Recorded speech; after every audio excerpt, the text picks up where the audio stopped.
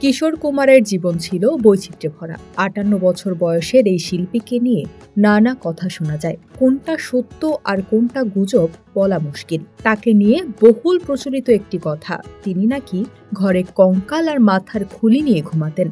সত্যিই কি তাই? সম্প্রতি ভিকি লাল ওয়ানির ইউটিউব চ্যানেলে এসেছিলেন কিশোর কুমারের ছেলে অমিত কুমার। বাবাকে নিয়ে প্রচলিত অনেক কথাই খোলাসা করেন তিনি। অমিত প্রথমেই জানান, সত্যি সত্যি বাড়িতে কঙ্কাল আর মাথার খুলি নিয়ে ঘুমাতেন কিশোর কুমার। অনেকের ধারণা মানুষকে ভয় দেখাতেই এমনটা করতেন শিল্পী।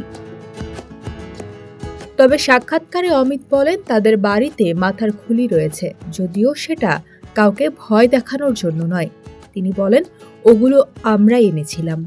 আমরা পূর্ব আফ্রিকার নাইরোবিতে শো করতে গিয়েছিলাম। বাবার শখ ছিল এরকম অ্যান্টিক টাইপের জিনিসপত্র সংগ্রহ করা।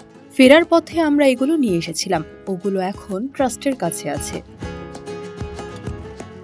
অমিত জানান, কিশোর কুমার আফ্রিকান সংস্কৃতি ও সঙ্গীত পছন্দ করতেন। তার গানে বিশ্ব সংস্কৃতিরও প্রতিফলন ঘটেছে। অমিত কুমারকে প্রশ্ন করা হয় তার বাবার ভাবমূর্তি নিয়েও কথা হতো। অনেকে তাকে অহংকারী মানুষ বলতেন। অমিত এ বিষয়ে বলেন, এগুলো সবই গুজব। উনি নিজেই নিজেকে নিয়ে মজা করতেন।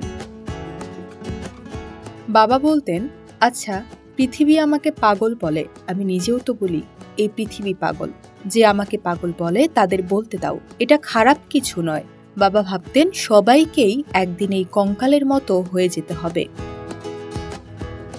একই সাক্ষাৎকারে অমিত কুমার চলচ্চিত্র প্রযোজক এস.টি. নারাং এর সঙ্গে তার বাবার এক সাক্ষাৎকারের গল্পও বলেন। কিশোর কুমার সম্পর্কে অদ্ভুত সব গল্প শুনে নারাং একবার তার সঙ্গে দেখা করতে গিয়ে বারবার মেঝেতে পা ঠুকছিলেন। কিশোর কুমার বিভ্রান্ত হয়ে জিজ্ঞেস করলেন, কেন তিনি এটা করছেন? উত্তরে নারাং বলেন, আমি শুনেছি মেঝেটা তুমি তৈরি করেছ যা খুলে যায় এবং মানুষ ভেতরে পড়ে যায়।